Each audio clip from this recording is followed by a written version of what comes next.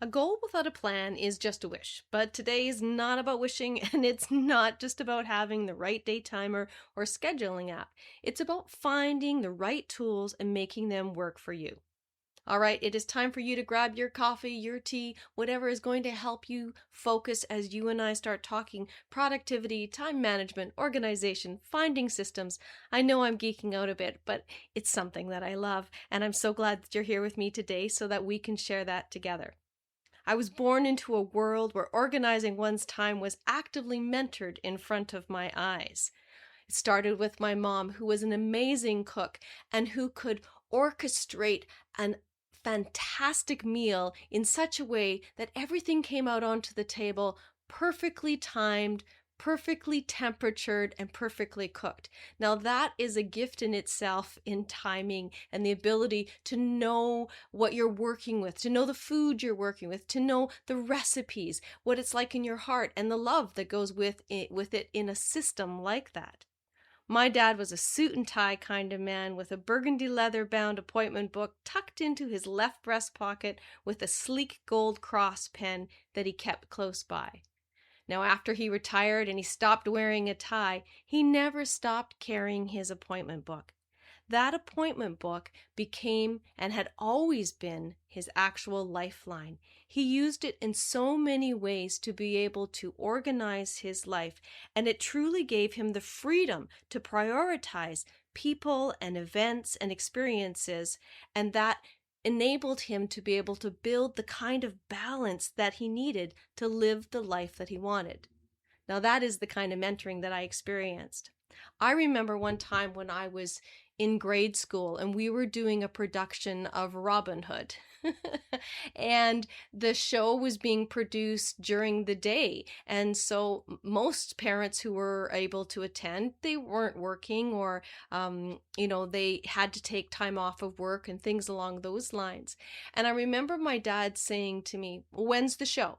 And I said, "Well, it's like Friday at 1 o'clock in the afternoon." And he had said to me, "If you let me know ahead of time, I will book you into my appointment book and I will be there."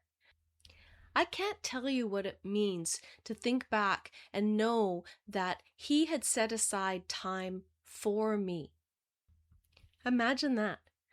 Imagine setting aside time so that the people that you love and care about feel important.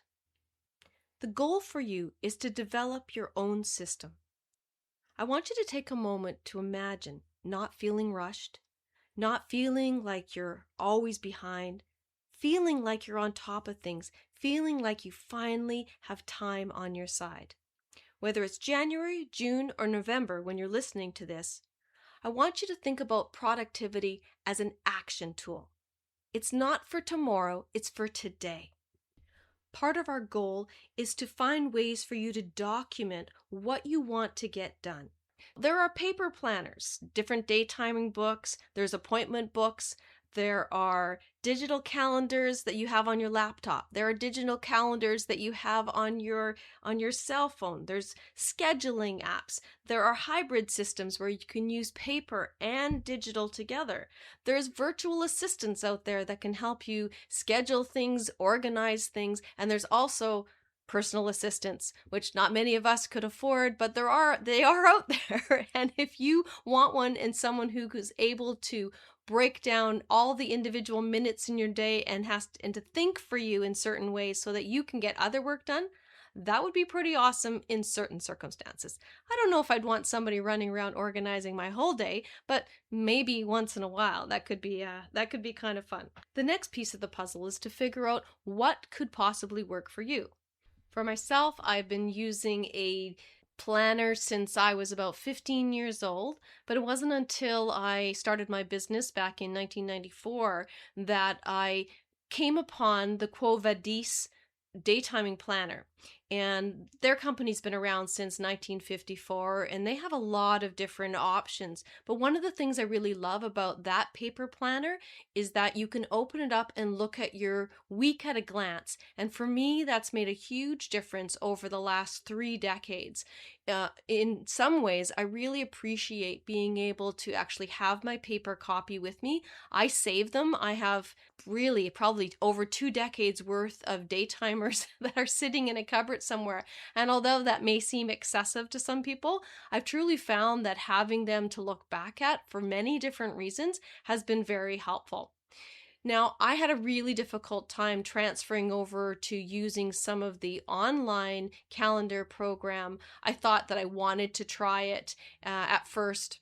And I have been able to integrate some of it, but it's taken a little bit of a change for me and being able to use more of a hybrid method. One of the things I was trying to do at first was actually to use my paper calendar and my digital calendar for the same thing. So I was doubling up on all of my work, and that just seemed redundant, and I actually started making some mistakes. So one of the things that I've been able to do is identify that any of my generalized counseling appointments and things along those lines, or my coaching appointments, I'll just jot them into my book. Anything that is online for a virtual appointment, I will mark it in the book as, as a VA, a virtual appointment or something along those lines. But I will then use my calendar app. My Google Calendar app is one of the ones I use, and I'll make sure then I have my links, any of my Zoom or Teams links or anything in that calendar, which makes it a little bit easier. But the experience for me, it just took some time, right? Figuring out what was going to work for me so that I didn't end up, either missing an appointment or double booking an appointment, something like that, which it has happened while I was trying to figure out, which different kinds of scheduling apps I was going to be using. It is time for you to put on your thinking caps or pull out a piece of paper or your voice memo on your phone, because the next piece are questions that I want you to be working on over the next week before the next podcast. What I want you to do is I want you to take an inventory of what planning systems you have in place right now. Super important, just write them down. Everything from, like I said, from a piece of paper, from your appointment book, to different types of scheduling apps, to different type of time blocking apps, anything that has to do with organization or productivity that you are using at present. Then I want you to take a look at what is the cost to the value of that app for you. So from the physical cost and also time cost, what is it worth to you? Is that a great value for your money? Like, for instance, my Try notebook that I use, it works out to, somewhere along the lines of like about $40 a year for each book. I believe it's somewhere in there for my daytimer. But for me, that is well worth the money. And, there are some other apps that I have, like the Calendly app that I'm using right now that I just started on, that I don't know if it's worth my money yet or not. I'm still working that out, but I want to be able to see if it has the value. And that's what I want you to be able to take a look at. Is there anything right off the bat that you look at and you're like, I'm not even using it, but I'm paying for it? So that would be my first thing, is for us to being able to just take a look at it. We're not getting rid of anything yet. We're not technically bringing anything new on. Right now, we're just doing inventory. The next thing I want you to take a look at is making a decision if there's something missing in your system, or if you're wanting to be more intentional with what you already have. Then after that, we can start looking at, well, is there a new tool that you've heard about that you want to try? That's really where I want for us to go, is number one, take an inventory, take a look at the cost versus values of it, decisions if you're missing anything, and intentionally take a look and see, is there something there that I can make work if I start using more time for it? This week for me, 2 intentional things I'm going to be doing is I am going to be trialing the Forest app that I downloaded and paid for about a year ago that I haven't actually used, because a bunch of my productivity clients who are students in between high school, university, that they've been using that app, and I really want to dive into it a little bit more just to see how it works. So that's one way I'm going to use my time and test out one of the one of the productivity tools that I have on my list. And then the other one is I'm going to do a tutorial about for Calendly, because I want to learn more about what functions it has available to me and how I can use it better. So much fun talking time with you today.